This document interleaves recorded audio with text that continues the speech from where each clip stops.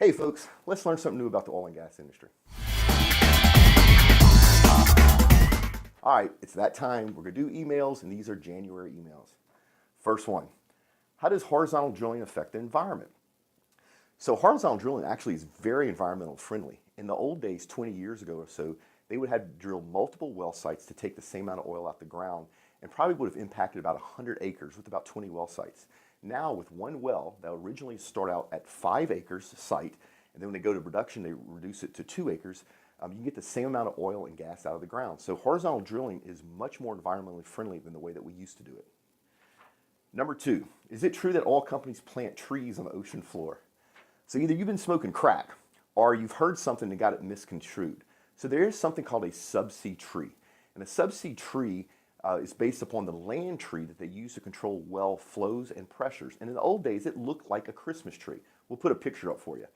So it got the name Christmas tree. Well, they use the same type of devices, a tree, on the ocean floor for the deep water wells, but it doesn't look anything like a Christmas tree, but they still call it a tree. It's called a subsea tree. And we'll show you one going in. So hopefully that's where you got it and you weren't doing drugs or something. What mistakes do you see companies make when trying to sell to the oil and gas company? I see this on a weekly basis. They have a great idea, they're in some other country, they go, we'll go to Houston, open an office, hire an oil and gas salesman, and the money just flows in. Doesn't happen. The biggest mistake companies make is they don't do their research to not only figure out where their spot is in the market, but who has the problem their product or solution fixes, and then what is the value of that problem. If you don't do that up front, you're gonna fail. Number four, I heard that oil and gas industry is a very dangerous place to work. What gives? So maybe a long time ago that was true. I'm gonna put up some statistics from the Bureau of Labor Management, but as of today, 2014, working in the oil and gas industry is actually safer than working in real estate. Yes, you heard me right. It's safer to work in the oil and gas industry than to work in real estate.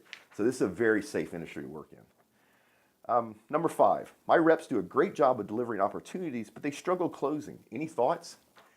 Yeah, salespeople are naturally optimistic, so I suspect that a lot of these opportunities aren't really opportunities.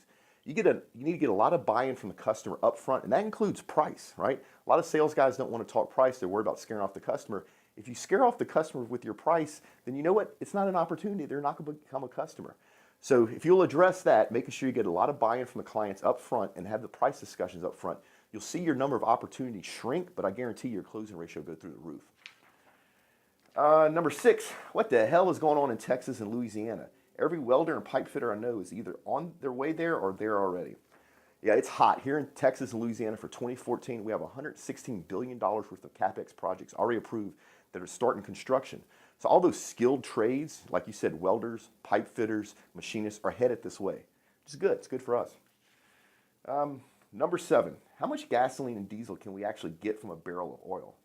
All right, so a barrel of oil is 42 gallons. From that 42 gallons, we get 19 to 20 gallons of gasoline, we get 9 gallons of diesel, we get 4 gallons of jet fuel, and another 8 of 9 gallons of various things that we use day to day, various distillates. So there we go, went through the January emails. I hope this helped. We will see you next time.